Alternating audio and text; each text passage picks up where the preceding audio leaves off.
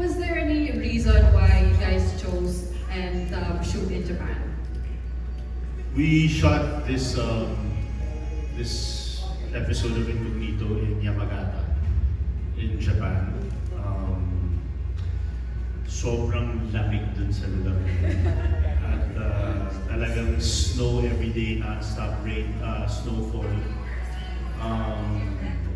If you're gonna ask me kung bakit doon. Yes, bakit? Well, hindi ko rin alam. Siguro pinili nila yung pinaka maraming snow na area because we really wanted to capture na ibang terrain na talagang all white. We wanted that all white feel, and I think we got it and more. Every day talagang non-stop yung snowfall. Na-experience namin legit na snowstorm. Legit na snowstorm. And, you know, hats off to our crew. Kasi yung crew namin talagang sobrang hirap din ang pinagdaanan nila, you know, managing all the equipment, you know, cameras, the lenses, everything at the same time in that kind of weather condition. Talagang, it was challenging for everyone. Every day, we were tested every day. And, you know, we were able to do it as a group, as a unit. And, you know, after that, parang, you can take us anywhere. That's a type of experience that after that, kahit saan niyo ako dalhin next. Ay, grabe. Direct. Biglang itobo yung next. Daniel, may question din ako. How was your experience shooting in Japan? Especially the fight scenes. Hindi ba kayo natumba, nag-slide, buo naman lahat ng buto? Oo, hindi kasama yun. Kasama yung madudulas. Hindi mo may iwasan. Talagang yelo yung tinatapakan mo. Natuklas na namin na meron palang nilalagay sa sapatos para ting madulas. No, last day na. Di ba natin? Di, pero okay lang. Kasama yun kahit sa, di ba, pag tuloy-tuloy yung action, kahit madulas ka, tuloy-tuloy pa rin. Kasama yun kahit sa totoong buhay, nangyayari yun. Okay lang. Dahil yun ang nagpapatotoo dun sa action. Okay, thank you. Thank you guys. So, we're still waiting for Sir Ian, and this is for Sir Jay. Nasa Skyway na po ba? Yes. Lumilipad na po. Lumilipad na po. Sakto, solo yung interview niyo sa akin. Yung si contractor dumarating pagka patapos na. Lumilipad na po siya. Okay, this question, let's start the Q&A guys.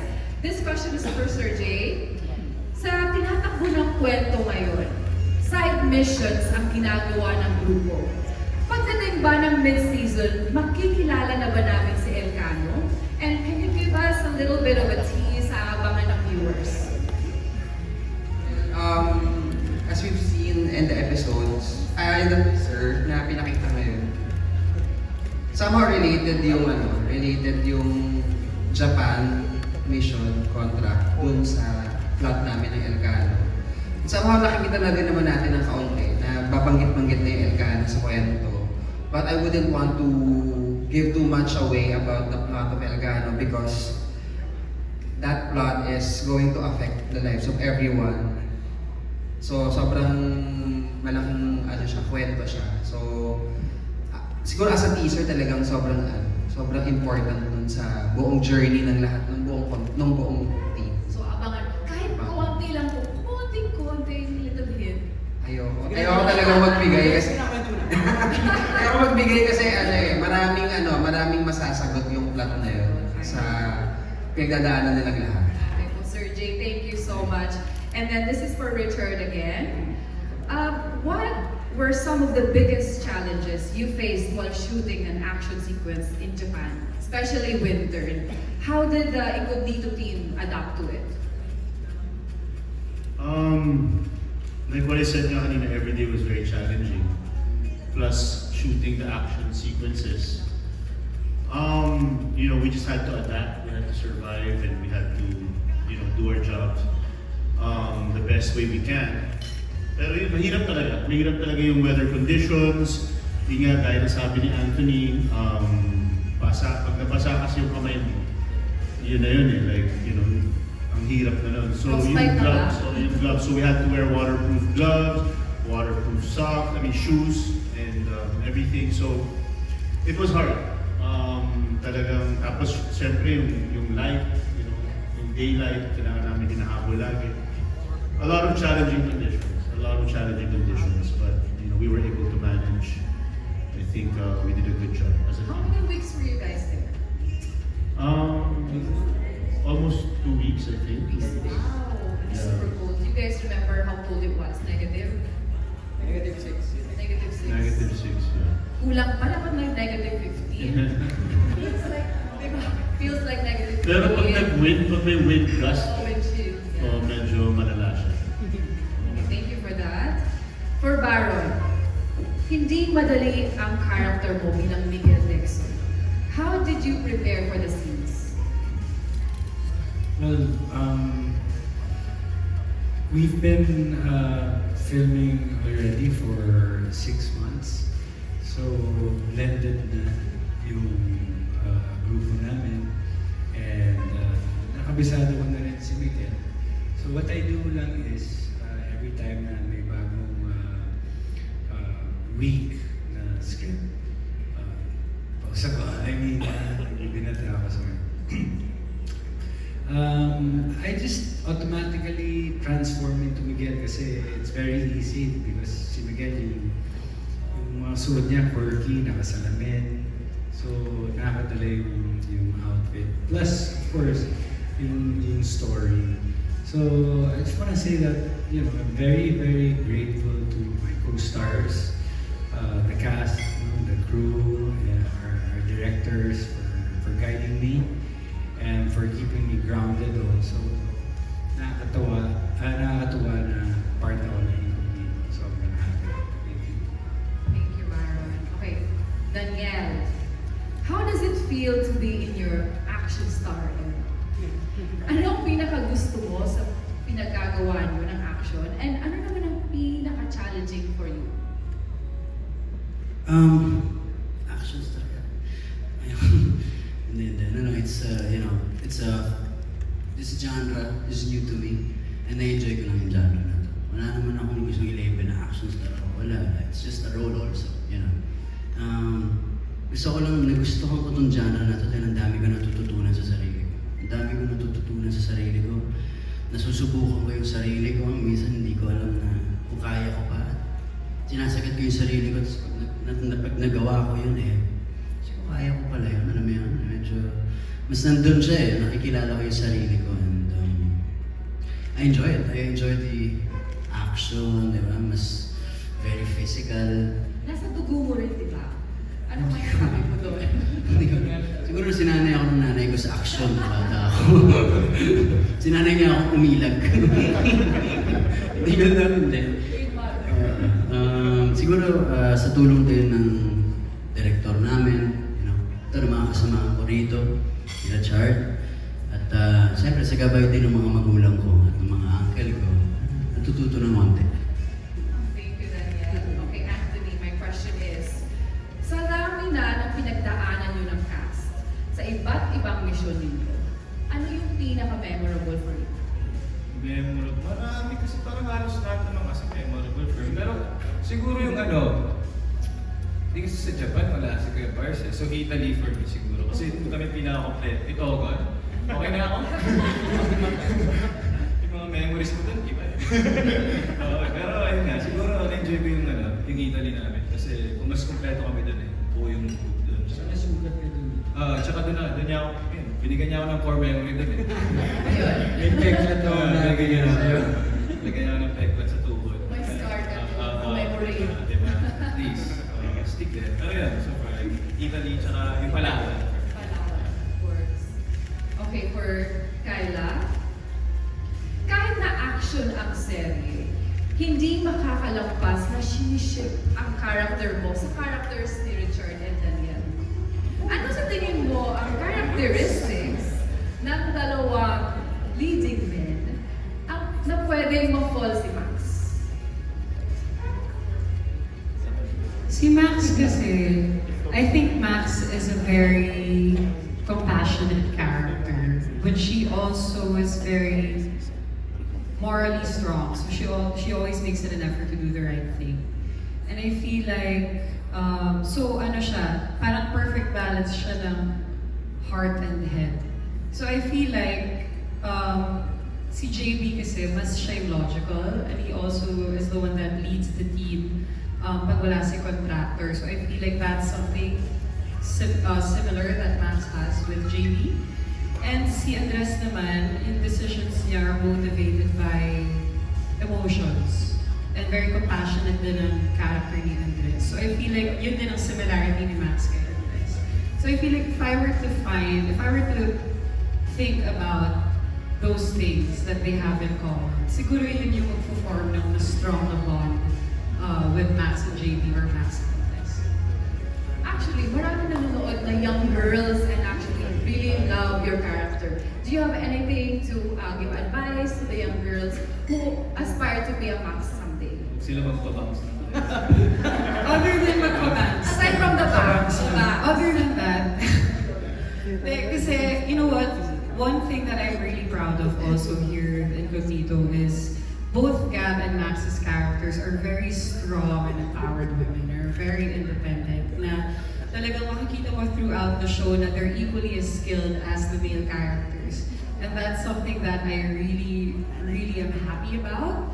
So I feel like, hopefully, I hope, diba, seeing Max and Gab's characters, I hope, inspires young girls to have that same, or to feel empowered and to be inspired, to be independent and to be go-getters and to go for what you want and to have that fearlessness about Max and Gab. So siguro yun lang. I feel like it's about being fearless as well, being brave, and owning and embracing that independence. Thank you for that wonderful answer.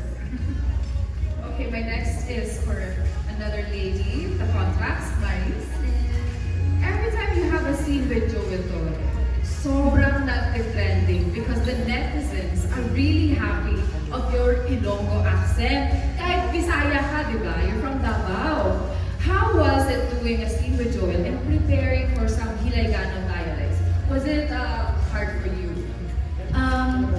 You know what, I remember that day, when shooting teleseries, yeah, you get so many surprises first thing in the morning, you know? So, going to the set, I was already very nervous, you know? I'm gonna do scenes with Sir Joel Torre, who I look up to also sa acting. And then, nasa set kaming dalawa, nasa standby area. And then biglang pumasok si Derek. Okay, so Gab, Ilonggo ka dito Sabi ko, Derek! So, surprise yun lahat. And then sabi ko lang, thank God, Bisaya ako. Kasi we have so many common words, Hiligaynon and Ilonggo and Bisaya. Thank you, Lord, Bisaya ako. And then, ang kailangan ko na lang aralin is yung tono. And thankfully, Sir Joel Torre taught me a lot of Ilonggo words. Si Anthony Ilonggo actually, and then his kuya was there also. Kami talaga, there were even lines na hindi Ilonggo. Sabi ko, hindi, itodo natin to. So, nagpaturo ako, i-translate mo nga to. So, example. In Bisaya and then in Ilonggo. Ano man, like, Bisaya. Bisaya po ka, diba? Bisaya mo ako. Invite mo ang mga audience in Ilonggo. Tipuga, yan. Hindi mo lang marunong mag-Ilonggo, tono lang Pero, sa mga kapamilya dyan, Tagalog mo na lang, but with the Ilonggo. may kapamilya, hindi man ako panoorin niyo yung Cognito kasi marami pa kaming away dun Sir Joel Torre. Pero mahal ko talaga yung tao rin. Kahit masama siya. I mean, yung character niya. Tatay mo siya eh. Tatay ko siya Pero, yun lang yung alam ko talaga. Te, ama na. Okay na, okay. Thank you. O diba palakpakan naman po natin. Not only are they interested in their acting skills, they learn different dialects as well. Thank you, Maris. And this is for Sir Jay. My question. Ang daming hula at palaisipan sa nanonood tungkol sa katauhan ni Jude. At meron pa mga rumor na naririnig na magkapatid daw ang karakter ni Daniel at bit of the truth. We're very happy as a creative team, as the creators and the directors, everybody. We're very happy that the audiences are engaged, not just in the action scenes or the contracts or the job missions, but in each and everyone's personal journeys. And as we've seen, yung paghahanap ni Andres sa kapatid niya, isa yung sa pinaka-importanting arc talaga ng palabas. So we are very happy that the audiences are engaged in his quest for his brother. So I wouldn't want to spoil anything about his... Hindi talaga siya sasabi. Pero as in, we've seen in the trailer that that there is a major step in Andres' journey, search for his brother that he will find him, that he will encounter in Japan. So let's just wait what happens during that moment and the true identity of June. Thank you, Sir Jay. Kailangan tayo manood, guys. Abangan natin kasi ayaw magsalita ng ating creative manager. Okay, Daniel, my question is, how has the camaraderie evolved between the cast? And has this opened your interest to do more projects like this in the future? Wala, iba na yung namin iba na yung samahan namin lahat. Sabi nga ni Chad, we're a unit. Totoo yun. Kahit saan kami dalhin, basta magkakasama, okay. At saka magtutulungan talaga. Totoo yun. On and off sa set yan. Kasi kahit nasa set kami, hindi rin siya madali. Pagpapunta sa set, wala sa set, papunta pa lang, pagod ka na, ganun kami. So kami yung nagbibigay ng, siguro ng lakas ng loob sa isa't isa. Ng kapatid. Would you say brotherhood na to? Oo, kasi Kapatiran? lalo na sa, totoo yun. Tsaka sa mga eksena namin hindi rin madadali. Kami rin ang nagtutulungan talaga. I'm sure sa weather doon sa Japan, kayo din na nililinis ng sipon ninyo. Isa, matulo na yung uho mo. Tapos, yung isang tanong mo, Gusto mo ba ng more projects na ganito? Oh, With your team? Yeah, syempre. Kahit ulit kayo, mag-season 2 pa kami, walang problema. Yeah! Wait lang. Tapusin muna natin daw. Pakinggan muna tayo, sir. Mount Everest naman daw ang next. Thank you so much, Daniel. Okay, for Richard again. Of many tasks you've made to do, what do you consider Mission Impossible and why? Ano yun? Sorry?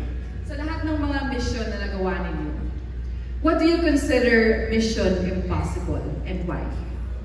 Mission Impossible. You mean sa show? Or like... It's up to you how you want to answer. Well, ako... Mission Impossible. I think a mission is only possible if you're doing it alone. But if you're with a team, with a unit, anything is possible. So, Wonderfully said. Palakpakan naman po natin, everyone.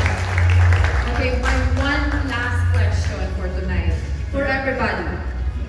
Ano yung pakiramdam nyo na almost 4 months na yung umi-ere ay patuloy na kinakapitan ng maraming nanonood sa serye?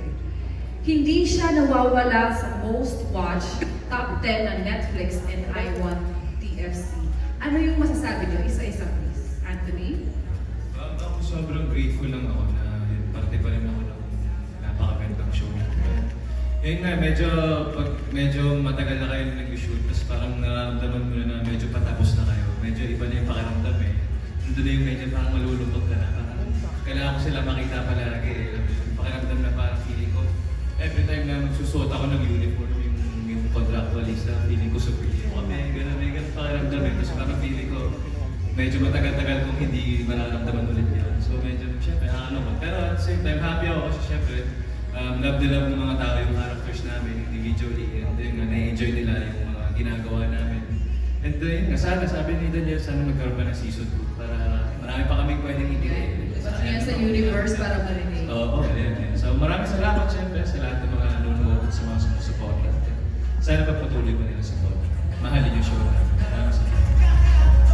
Alice, anything to say to our viewers for making you guys one of the most watched shows in Netflix and I Want TFC?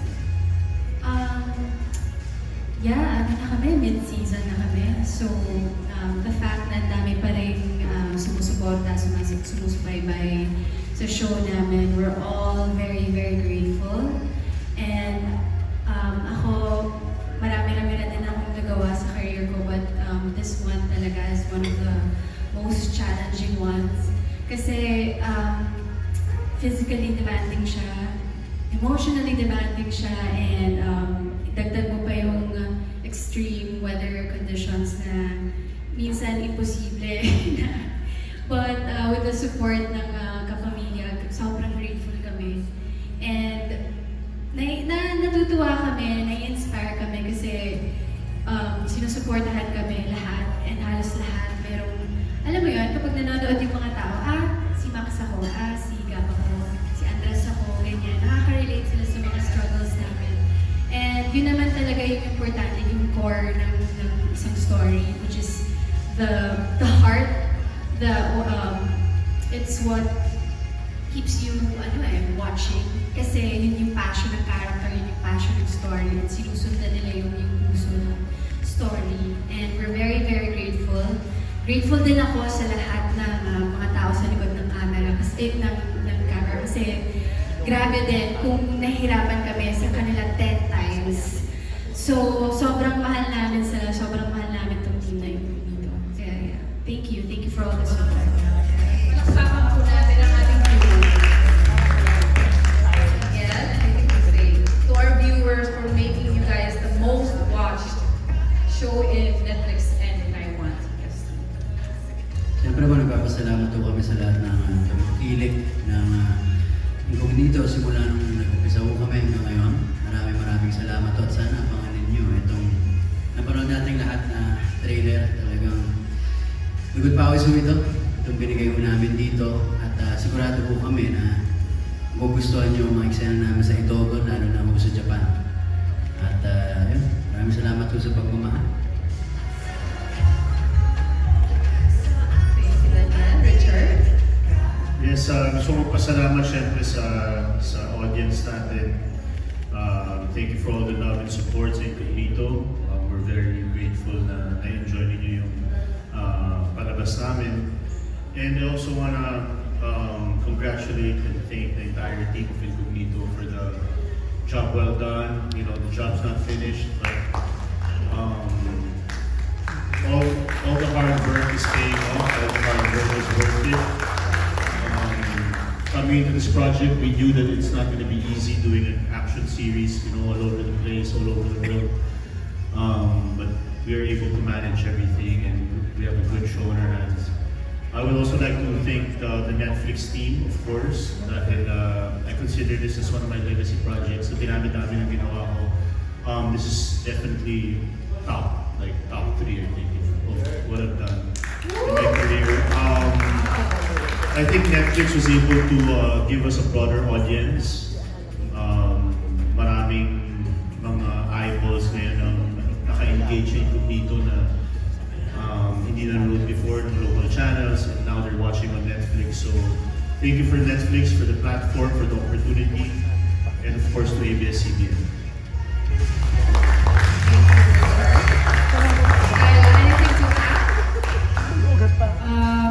I just want to say thank you din. Maraming pong salamat sa lahat na nanonood at sumusubaybay sa Incognito. Like I said earlier, we're all very, very proud of the work that we've done here.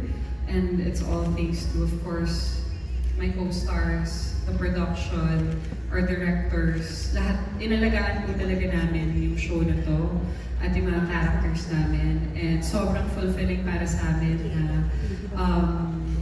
na pinapanood ninyo at minamahal nyo rin kami at yung show namin. So thank you. I really have nothing else to say but thank you. Thank you so much. And marami pa kayong aabangan. So na sobrang exciting. Kaya I hope you guys are looking forward to it as well. Thank you, Kyla. Aaron?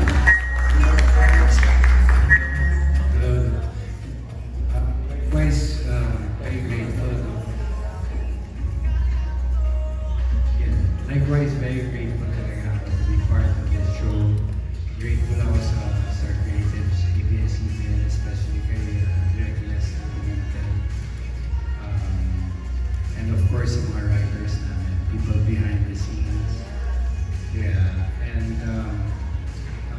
salamat din sa mga viewers na kumakakit sa bawat character namin dito at minamahal kami at sinusuportahan kami. So, gaya na sinabi ng lahat, parang mukhang gusto ng mga tao na magkaroon ng Book 2 or Season 2 para lumawak ang Incognito Universe, diba?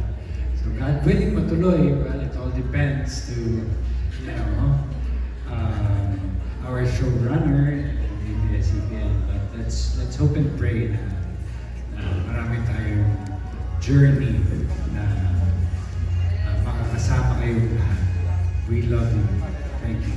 And sana ay magkakaroon talaga. Thank you so much. Ladies and gentlemen, our contractor. Team, good job, team. Good job. Hello po. Good evening. Good job, team. Tapos na ba? Ubus na mga kalaban? Okay. The episode, alam niyo naman, as contractor, pag ubus na mga kalaban, kabako ko sunduin kayo. Kaya maraming salamat. And I hope you're all excited for this Japan, the Japan parts. And thank you. Talaga sa last question ka talaga pumas. Siyempre. May question pa kami. May pahabol na question for you, Sir Ian. Your character as contractor is still very much a mystery to the audience. Hindi ba mahirap yung i-portray yung ganong klaseng mysterious character? Actually, it's also a mystery to me. No, really, because the character evolves. As it evolves, I'm also in the process of discovering. Dahil-dahil mo lang nakikita yun as an actor, past na yung nakaraan. And it's a journey to not just self-discovery, but also to discover it. Yun. Yes, ma'am. Actually, I just asked everybody kung ano yung pakiramdam ninyo na 4 months na kayo umi-air ay top 10 at palagi kayong most watched Netflix and I Want TFC. Ano yung masasabi mo sa audience as a thank you? Ako, lagi lahat ng makausap ko na, na sinusubaybayan nila. Nagta-thank you ako sa kanila kasi nga, hindi namin expected na gano'ng maganda yung maging resulta. And lahat ng mga hindi pa nahuhook, sinasabi ko na, kung ayaw niyong maubos ang oras niyo, huwag niyo na simulan. Kasi mahuhook talaga kayo. When you see like 3 to 4 episodes, wala, hindi niyo bibitawan. So, episode 59 actually is showing right now, so you guys watch after. Thank you, Sir Ian. Thank you. Before we wrap this up, I actually want to ask Sir Jay to share your thank you to our audience. Siyempre talaga, most watched tayo. Ano po yung magiging message mo sa ating taong bahay, ang ating mga manonood? Maraming salamat po. Kagaya po na sinabi ng buong grupo na hanggang ngayon ay sinusubaybayan nyo. And we're just actually midway. So the contract is not yet over. So talagang we're just very happy. And when we started the program, we set out into we gave ourselves one big job order, which was to elevate Philippine action and also to give something that we can all be proud of, not just the entire team but the audiences, that the Filipino can do something like this. And it's a tall order for everybody. Kaya we're still getting there. We're just in the midpoint of the entire project. So we're looking forward to more. Palakpakan naman po natin, guys! Sir Jay, may season 2 po ba? Ayaw ko muna mag-spoil. Sir Jay, ayaw talaga mag-salita. Okay, so thank you so much, Sir Jay. And I would like to say thank you to everybody, especially to the ones who are watching online. They're watching actually live ngayon, guys.